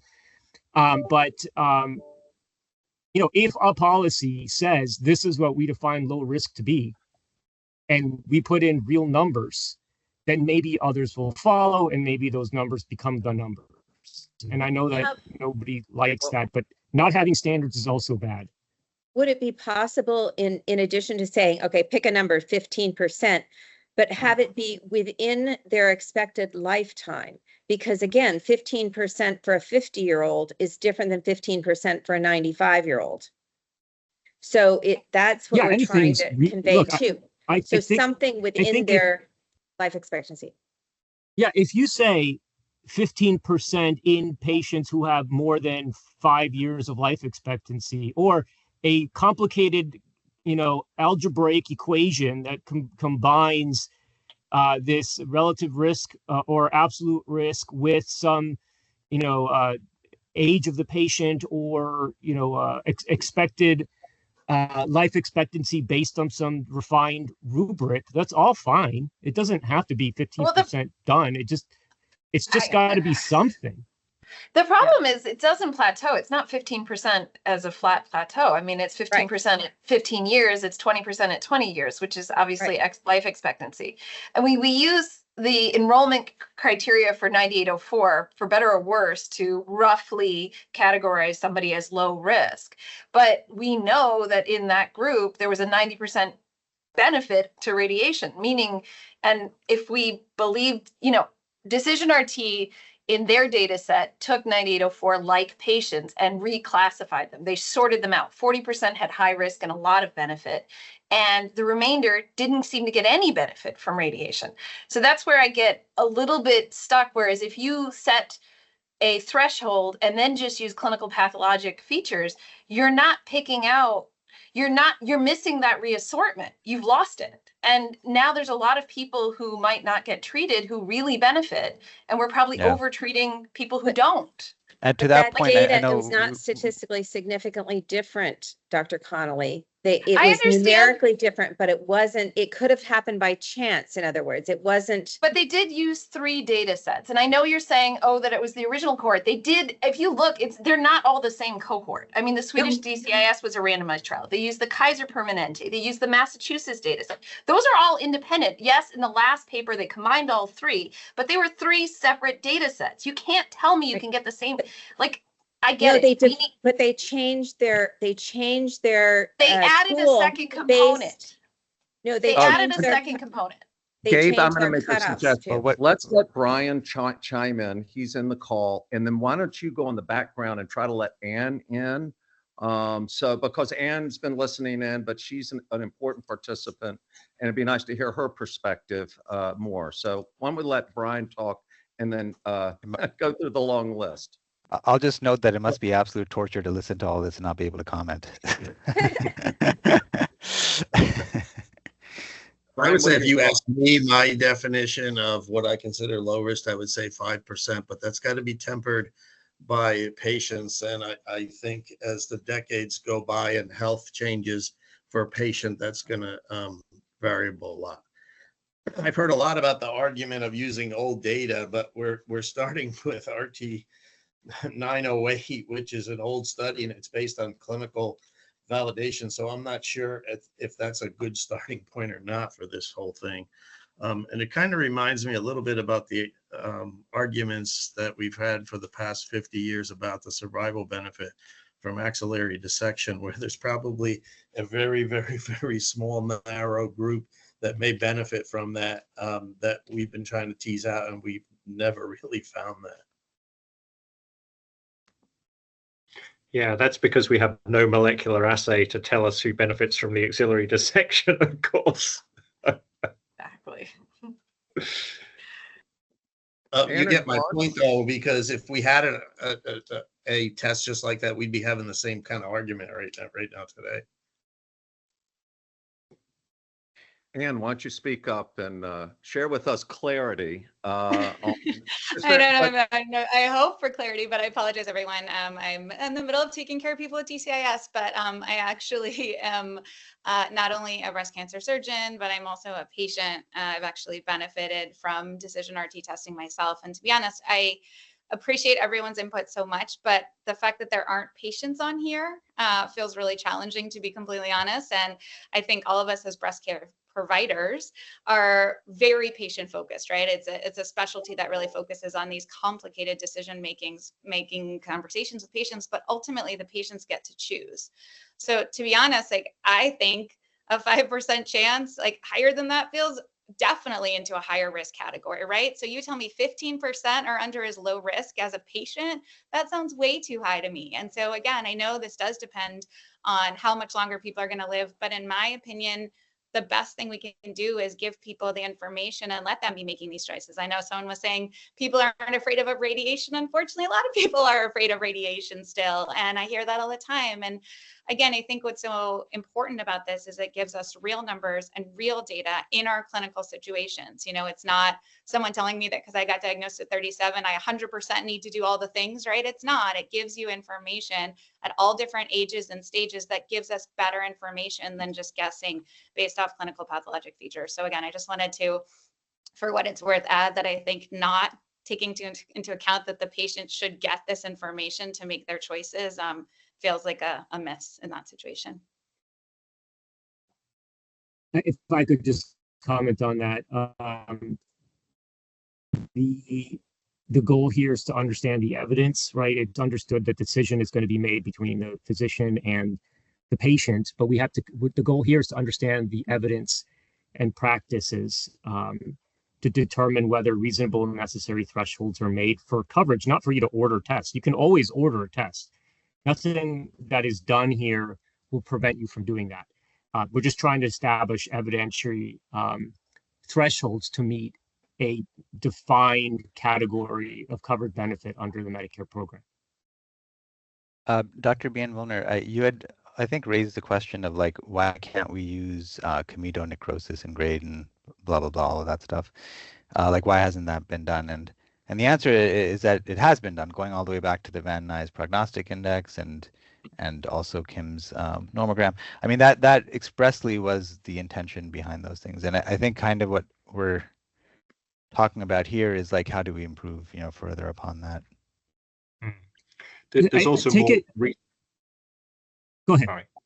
I was just going to say there's also been fairly recent evidence, a study by Harrison et al., for example, and essentially 10% of grade 1 DCIS and 10% of grade 3 DCIS pathologists will agree on, but the other 80%, pathologists, you take 9 international pathology DCIS superstars, they can't agree on the grade.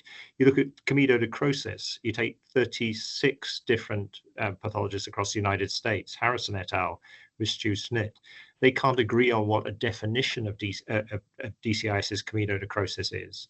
And when we're struggling with these, I'm not meaning ill of the pathology community, but when it is so difficult to get a standardized grade or comedonecrosis present or absent to very basic things, it just means we need something better to guide our shared decision making. Well, I first want to say thank you for introducing a new piece of evidence that wasn't likely listed in the bibliography for this, and we'll happily take that back and review that publication as well. I do want to knowing that we have about 30 minutes left, I do want to hit some of these final points. And also, I want to comment that Dr. Khan seems to constantly be wanting to jump to the next question, and maybe by design. So thank you for that comment. Let's jump to the next question, which is to the point that you raised. Are the Van Nuys prognostic index, the MSK nomogram, the patient prognostic score, and if you want to consider the MD Anderson nomograms, which I understand are for invasive cancer, but I've also heard that people use this in the DCIS setting as well. Are those accepted and currently used means of risk stratifying DCIS patients? 1, what are the known limitations? And 2, why are these not broadly implemented? I'm assuming they're not broadly implemented in the question. No, they're not. They're rarely used outside the institutions that designed them. And Van Nuys originally generated in a pre-breast screening era when DCIS was very different, large palpable areas of DCIS not really applicable. And as you may or may not know, I was an MD Anderson employee for a very happy 5 years, and we did not use the nomograms either for invasive and certainly not for DCIS. I haven't recently visited Memorial, but those nomograms, worthy though they may be, and forgive me for saying this, Kimberly, are not widely used in the United States, never mind further afield. And I think all these things demonstrate that there is a crying need to have something that is standard, that we can rely on, that is validated and tested widely on populations in Australia, as has been done, in the United States, as has been done, in a randomized trial from Sweden, as has been done. It's just a body of evidence which is pointing to us, as John Williams was saying earlier, to just thinking, is now the time to make this standard? I'll kind of piggyback with that a little bit in that and Kim, I'll also be quick, is that, we're using criteria that go back 20, 30 years. And for the ones that you list, and they were very helpful. They were leaps forward from 30, 40 years ago. But once we've started using genomic assays, for example, for invasive cancer and for other cancers, all of a sudden it's a leap forward. You can individualize and prioritize and individualize care. Also, all of these, what's kind of unique in the conflict here is that the nomogram and then Van Nuys criteria, and like, for example, Decision RT pulls out of all the low risk Memorial nomogram patients, it pulls out 30 to 40% that are biologically high risk based on their test. So we have tests and scales that are all a little different and conflicting. But ultimately, there has to be, and we have to use that information. We cannot ethically say we're not going to use a genomic assay if we feel that it's going to be helpful.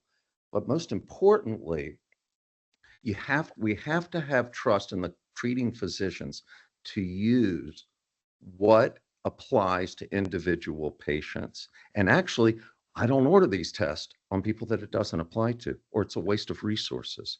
And that's what we're also not talking about. We can kind of pull the things that also are helpful. It does not apply to everyone, just like a local recurrence without radiation of 7% doesn't apply for everyone. But the problem is all of these scales conflict with one another. But I do believe that this is where we're going. Kim, back to you. Sorry about what that. I just wanted to say is we all want the perfect predictor. And all I'm saying is before we claim something as the perfect predictor, it should be transparently reported in terms of area under the ROC curve, the C statistic, all of those things. And if you notice, that is never done for either the Oncotype DCIS score or Prelude RT. They never report that. For Oncotype DCIS score, I have pretty good evidence that it's poor, and that's why they haven't done it.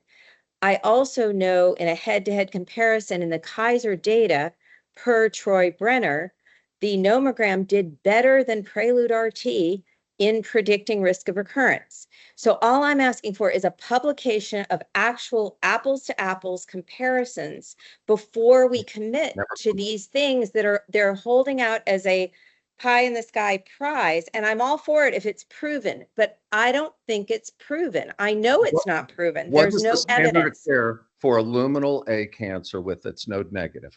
What genomic assay? I'm talking about DCIS. I'm talking about DCIS. But it is the standard of care, and you just criticized it that it doesn't have the data. So it has No, Oncotype DCIS score. I said Oncotype DCIS score, not Oncotype DX for invasive cancer. Okay. No, we're talking DCIS part, pure DCIS.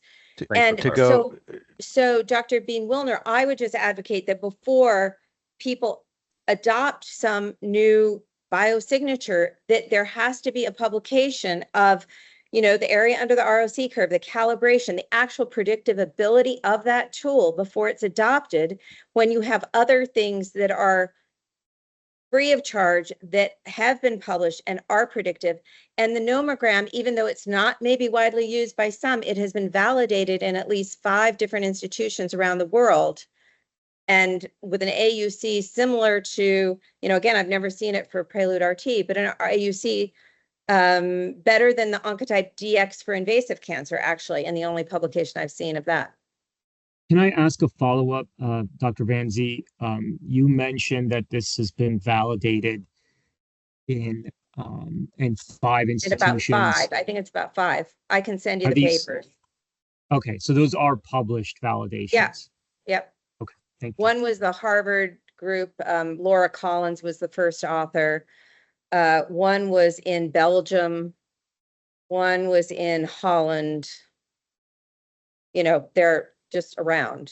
I think there's almost a consensus in our group, though, that the data is strong enough, and I totally agree, value your opinion, but I would also take the consensus of it, and we can't go back in time. And I understand we love to have perfect data and satisfy you. It's already satisfied, shall we say, 4 or 5 or 6 of us otherwise.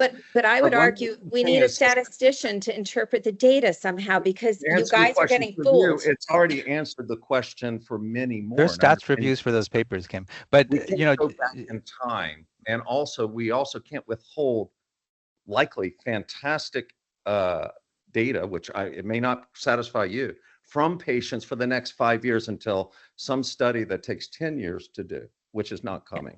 If I may make a point, take the same population and compare the two, which was done but not published because it showed, according to Troy Bremer, that the nomogram was better. I think, ergo my earlier point, even if you had the perfect assay, it would be problematized to try to convince everyone that it's actually the perfect assay, like in that hypothetical construct. That's why you need data. But I think what I would say is that to answer the question, both the Van Nuys and also the nomogram, it was they were the state of the art, in their in that period of time, and they added utility to the practice, and there's nothing wrong with how they were generated.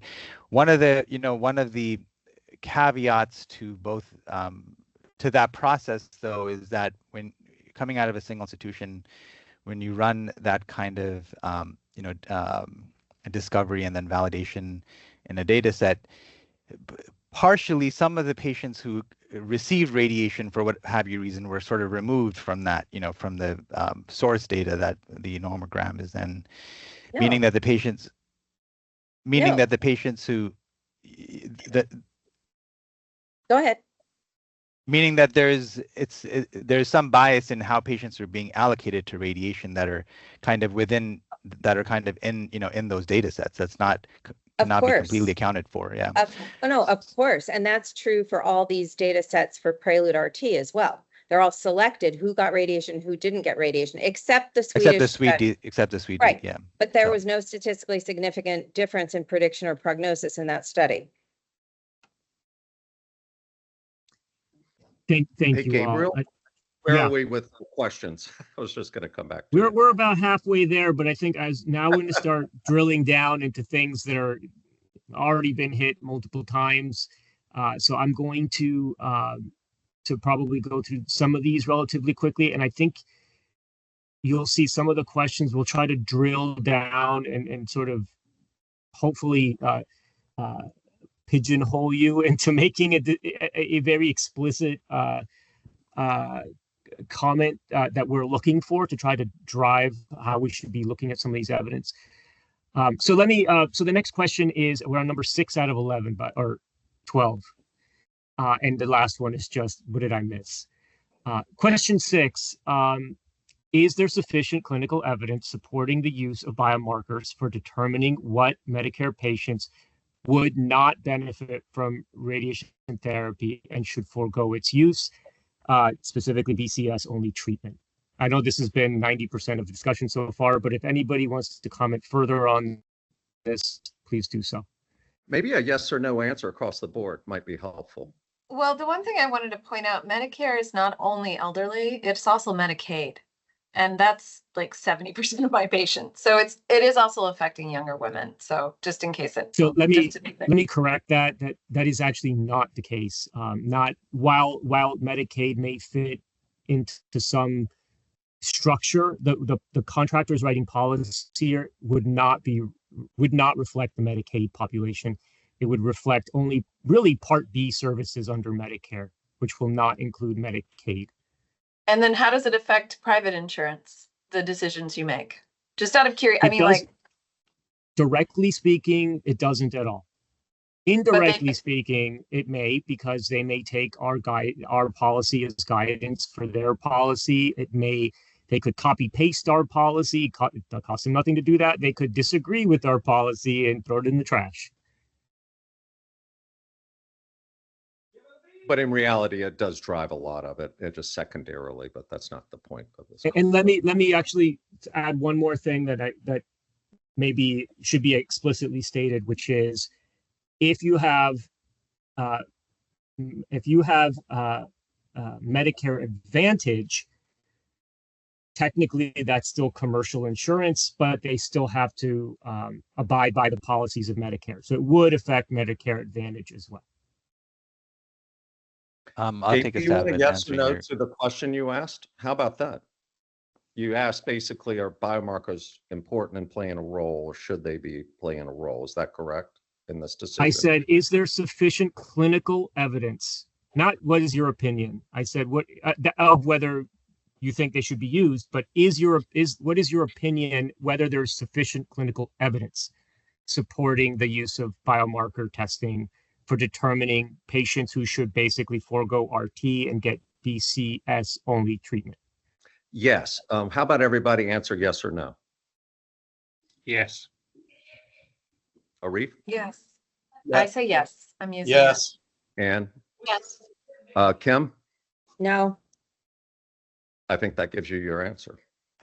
Wait, I didn't say anything. Yeah, I was going to say a T. Oh, I I would say yes, asterisk, with an asterisk, but yeah. Can you define that asterisk while we're? Yeah, it's sure. I think the asterisk is that it's in the absence of, we have an evidence gap, or we have a clinical need and an evidence. I shouldn't say evidence gap. That's kind of a different term. We have an unmet clinical need that's tremendous. Yes. And this is sort of the In my reading of this data, the biosignature Prelude DX is not oncotypes, just because your question is neutral, but that specific assay seems to be very promising. And the evidentiary standard for using it clinically, has it been met? It's a little bit in the eye of the beholder. My answer is yes, asterisk, because I think it's an improvement over what currently exists in the science. And it's probably the evidence at the moment rather than 1A. And I think from the randomized trial, NRG will be running. And by the way, Kim, it's actually one of the co-leads of that is our friend you were quoting earlier as a doubter of the test. So Wendy Woodward will be co-leading that trial through NRG. That will give us definitive 1A evidence in about a decade. Yeah, she read the paper very, very carefully and noted the weaknesses, and that's just my concern. There is a great unmet need, and I feel like everyone wants to have that need met. And they're very good at marketing. They're very good at presenting their data, but there's no statistically significant difference in hazard ratios of risk reduction by radiation in their low risk group and their elevated risk group, or their elevated risk group and their residual risk group. There's no statistically significant difference. So that's the problem. You mean with and without radiation, there's a significant difference? Or no, there is. There is. No, there is. No, they're definitely. No, their hazard ratios are numerically different, but the hazard ratios are not statistically significantly different from one another.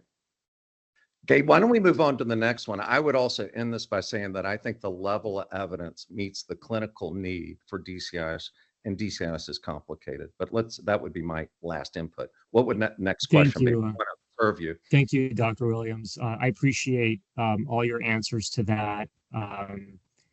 Again, I want to specify that the answer was sufficient clinical evidence and not really referencing the clinical need. But I do agree that those are things that are difficult to separate because the levels of evidence needed will be altered by the amount of clinical need or absence of available alternatives. The seventh question is, what are the differences between clinical-only risk stratification modalities and biomarker-based ones in terms of accurate risk assessment? When would you consider one or the other? Although that second, I'll just stop there. It seems like a lot of you don't use the clinical only, and it's not really clear to me exactly why that is, and any more information on that would be beneficial to us. Go ahead. Oh, sorry, go ahead.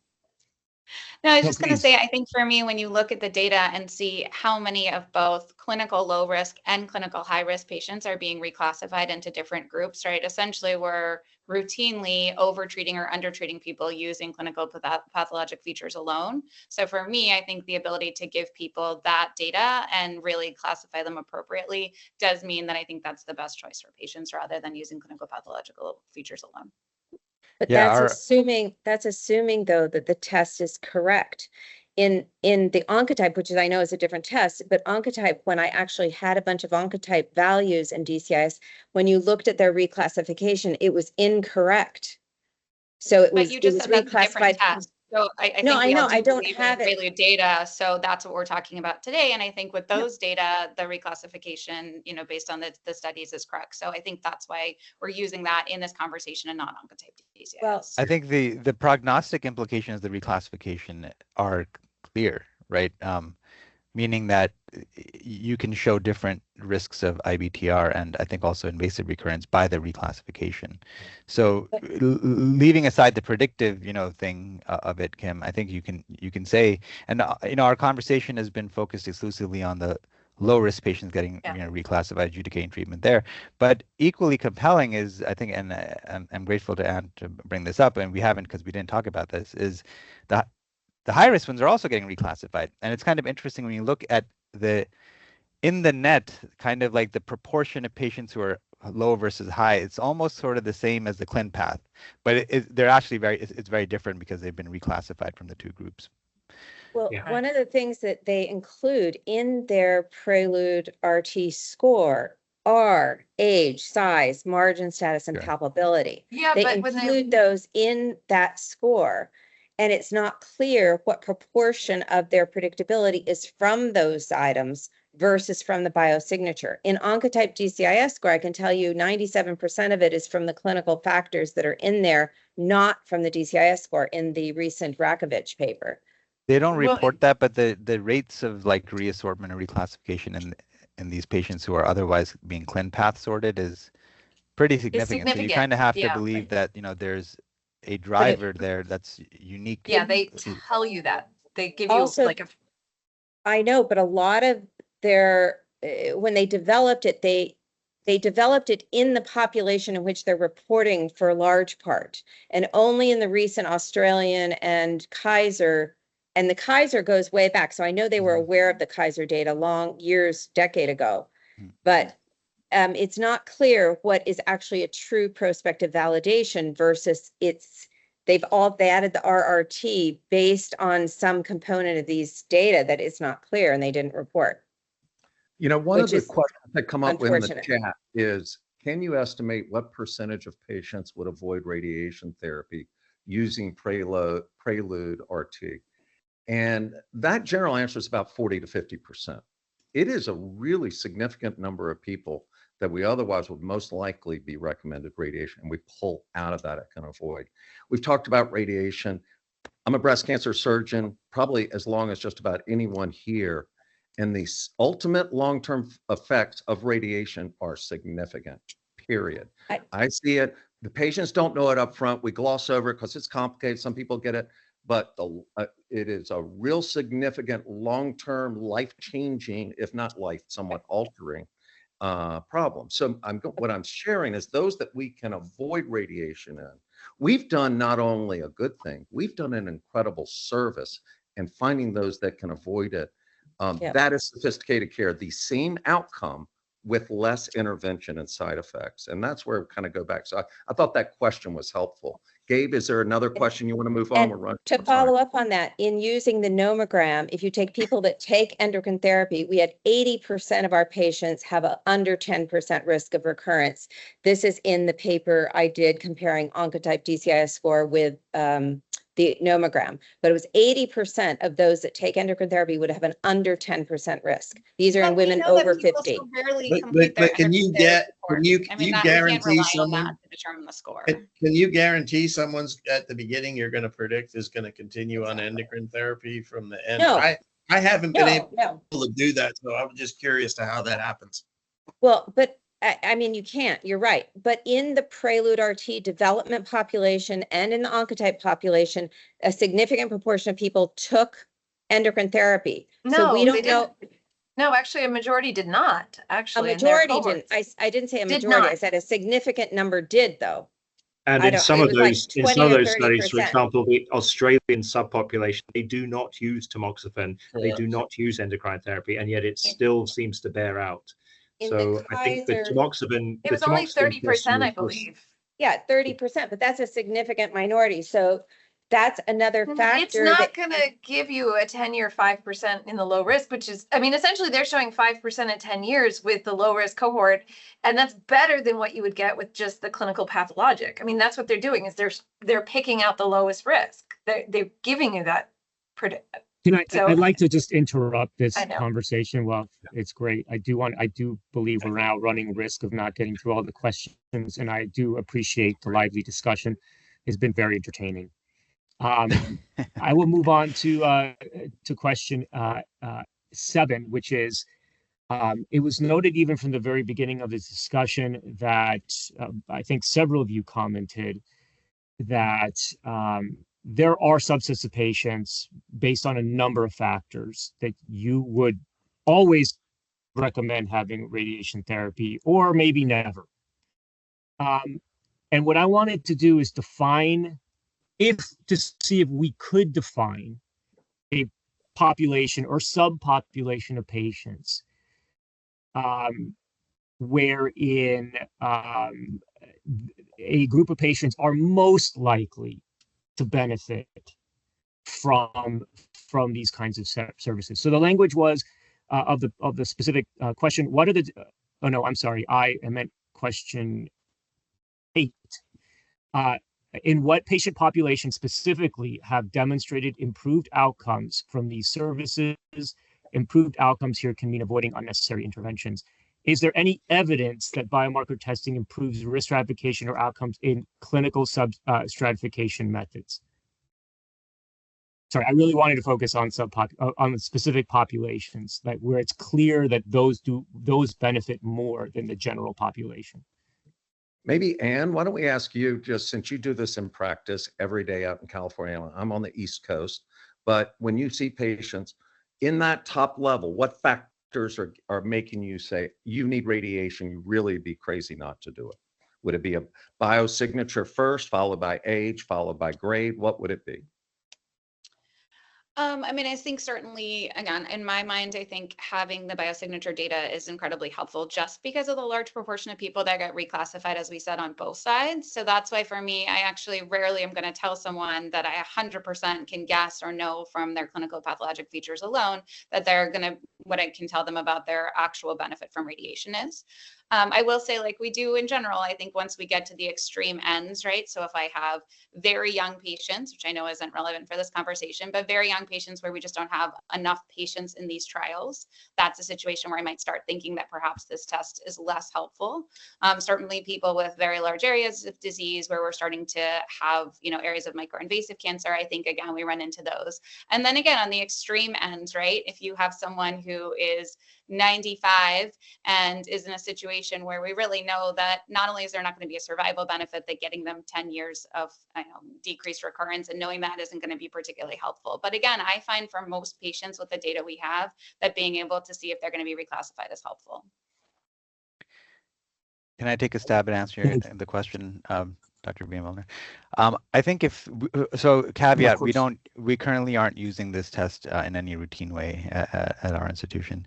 But if a patient came to me who had completely low risk features, everything was good, right? Low grade, high age, widely negative margin, everything was perfect, but they happened to come with a report where the biosignature was high, I would treat them. I would not feel comfortable not treating that patient. I think the flip side of it, and I think the evidentiary standard is there for that. I think I can justify that to myself, and I think the flip side of it would be if somebody who had a clear indication, what we can currently consider sort of a quote unquote clear indication for radiation, let's say high grade disease, but their biosignature report that they come to me with in their hand suggests a very low risk. They're in the low risk of the RRT. Would I feel comfortable omitting radiotherapy in that? I think that's a little bit harder. That's a little trickier. Yeah. I think I probably would still offer that patient radiation until we have that level 1, evidence that that Alistair was referring to earlier. I agree. I would say it does impact. I might not give them a boost. Their course is going to get shorter. So I don't know if that's true for you. Oh, for the high risk ones, yeah. Yeah, for the high risk. I mean, I won't boost them. So maybe they'll get a little less toxicity and it's a week shorter. And I think some other factors, a close margin or a very large extent of disease or a younger age or a combination of above, all of those would, make you hesitant to not radiate them, I think, because there's really good data for all those, that those matter. Yeah, but I think there is data for, who do we boost? Right now I use the boost trial, the TROG 07 study. And I mean, I'm using set criteria, but if I get a 45-year-old and the only thing that's high risk is her age, if I can avoid the boost, that's something I'm saving her. So I find that helpful. Oh, Brian. I would say the group that has the biggest gain that I would definitely do radiation is that residual risk type. Oh yeah, sure. Because we're talking about somebody who's around 20% risk of invasive cancer being lowered, and those tumors that they're going to subsequently develop are not chicken feed. Those are chemo treated patients, and to ignore that group is, as physicians, we should be ashamed of ourselves. Yeah, I know Kim is still skeptical and sort of saying we're all crazy, but I think if the residual risk. I can say, having published 5 papers looking at HER2 expression in clinical DCIS, and that's a pathway off of the path they found, and finding invasive cancer associated with those at a much higher rate. I gotta believe that that test is picking up a very high risk. Those numbers are staggering, I would say. Dr. that, the Chernicki, residual I is. agree, but just test it for HER2. So HER2, high grade, close margin, younger age, all of those are important factors. So HER2 testing can, but alone it just turns doesn't out work. not to, Yeah. and we don't routinely Doesn't test. work. I don't know how many patients you get coming in your office with HER2 testing on their DCIS, but it's not even there. Unfortunately, Let's not dive into B43 that, didn't 'cause meet we've its got other primary aim. questions. We got other questions coming. Yeah, we Allison, should keep what's your going, time yeah. on No, this? thanks, Dr. Williams. These will be pretty short and to the point. I'd like to really pigeonhole some very specific circumstances here. Question 9, if a biomarker identifies a, quote, low risk group of 10% IPR that is not statistically associated with RT response, and a clinical only feature strategy predicts low risk in a low risk group, IBTR in a low risk group of 10% without any claims to statistical lack of RT response in that group, does that carry significance in decision making? Let me know if that doesn't make sense. Would you, it broke up on me and it- maybe the others. Would you just summarize real quick again? I couldn't hear you. If you've got two tests that both, one is a molecular test and one is a non-molecular test, and they both identify a low risk group that has a absolute risk of 10% IBTR. But the molecular test also claims that that it is not associated, that low risk group is not associated with RT response. Is there a difference between those two tests? How much does it reassort the clinical group? I mean, that's what you're not telling me. Let's assume let's say that they both have 10% IBTR, so it makes no difference. Let's say the molecular yeah, but test they're relative. You're resorts- saying that no, clinical pathological gets you 10% with what relative reduction in radiation benefit to radiation? If it takes it to 1%, then that's a different population than if you find something with a molecular marker that says there's no benefit to the radiation. Those are two different tests. 50%. He's saying 50%. So with the clinical pathologic factors, you know, from just all the randomized trials, it'd be 50% Right, risk 50%. reduction. But So he's saying 10% risk of recurrence, and with one is saying it's reducing it by 0, and the other one it would be a 50% risk reduction. Would that make a difference to you? Well, if you but again, the reclassify- point. Let me clarify here. The chances of the patient recurring are exactly the same. Yeah, but you're not telling me with radiation, the chances of recurrence are exactly the same. Is that what you're saying? Yes, I'm saying that let me put it how this could work mathematically is that one test is probably overcalling some patients. Some patients will respond to therapy. I guess I don't want to explain it too much because but it they're not certainly the same. could. And let's assume they're not the same test. No, absolutely. They're two different tests. One is a molecular test and one is a non-molecular test. Both can predict 10% chance IBTR. And let's say there's infinite data that suggests that that is an accurate result. But one of the tests, the molecular test, also shows that patients that are in that low risk group do not benefit from radiation. Does that matter? Is there a difference between those services? Is one service better than another? Despite the fact that the absolute risk of recurrence is actually the same. All right, why don't we go around the room real quick? Let's just go because we're running out of time, guys. Yeah, we're running out of time. All right, Elif, what do you think? Does biologic results outweigh clinical pathologic, or two different tests? Which would you choose to treat your patient? Would you take the biologic result? All right, I'll go first. In that specific context, I don't think the biological test is actually valuable because once you're under 10%, like we said, DCIS is not life-threatening and the salvage rate is like 100%. So it's, like I think if the non-molecular test is also prognostically, saying that in a certain group of patients X, the risk of IBTR is under 10%, all IBTR, which means that the risk of invasive recurrence is even something less than that. I don't know that. 3 minutes. We got to get an answer. Yeah. We got 3 so minutes no, for this my call. answer is no. Okay, Anne? Would you take biologic Yes, or and I the, think the question is asking that if you have one group that allows for classifying people that don't benefit from radiation and the other one doesn't, that in of itself, right, is additional information beyond just predicting the risk of recurrence. So I would say yes. Agreed. Yes. I would take the biologic over the other, without a doubt. That's where we're going. That's what we're doing in clinical practice. That's what we're doing with invasive cancer.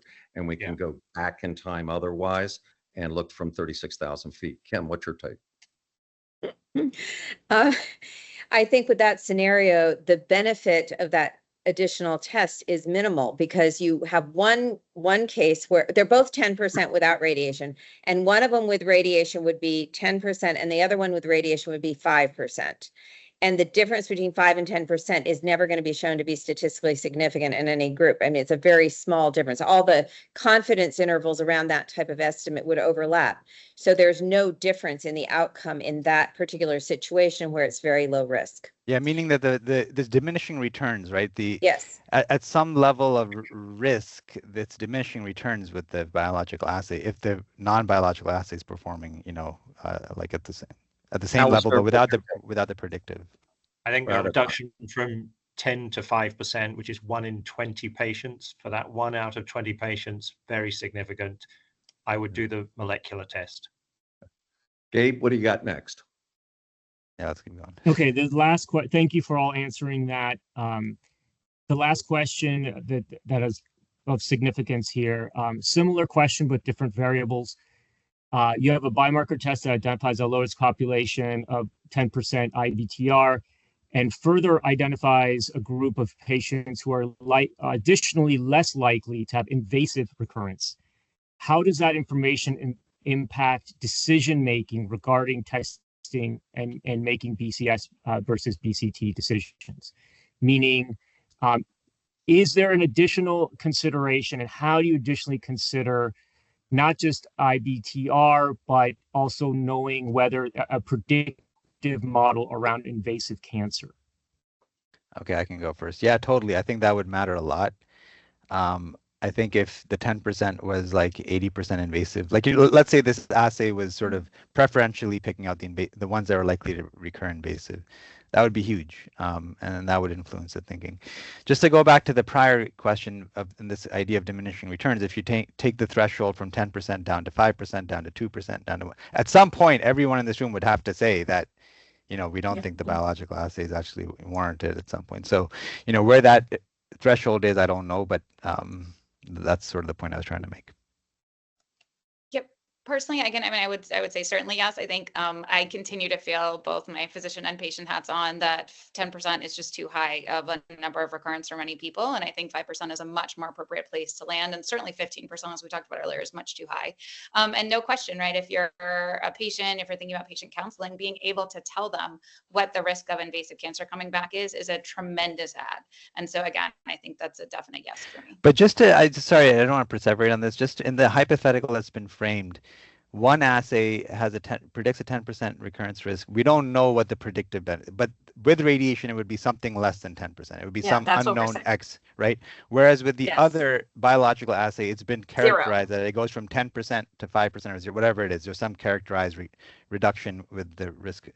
So that's the difference is not 10% versus 0. That's not what's happening. It's exactly so. It's relative clear.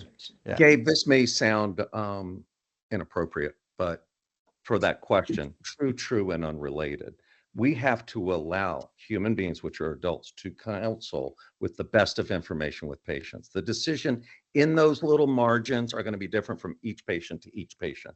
But I would argue that the biologic test gives us very good important for a patient to make the best choice, whether to do it or not, and have better outcomes. But I think when we narrow down to that shared decision-making, human factors trump the nuances of that, and that's a much bigger aspect. Having the information is critical. Not having it, especially in patients that could benefit from it, in my opinion, is detrimental and harmful to patients. All right, we are at time. Yeah, thank you very much. The last two questions really to say, is there anything that you think is relevant that we did not discuss that should have been discussed? Is there evidence that we did not present that should have been presented or listed in the bibliography? I would just say, if thinking about this, if you guys can think of anything else, and you can send us an email with papers or something that we may have missed here. Unfortunately, we are out of time. I do want to thank you guys so much for this very lively discussion. It was great information to take back, and I hope you guys also got something out of being here. And I'd like to also thank the more than 120 or 30 people that got to witness this. Hopefully they got something out of this as well. But we certainly did, and this will certainly help us in drafting a policy. Thank you. Thank you. Thank you for your work. Thank It's you all. not easy work. God bless you. Yeah. Thanks a lot. Thank you. Thank you for But the doing most what you do. important thing is to do it right. All right, thanks. At this point, we're going to conclude this meeting. Thank you all once again for participating. All right, thanks. Thank you, sir. Take care. Bye-bye.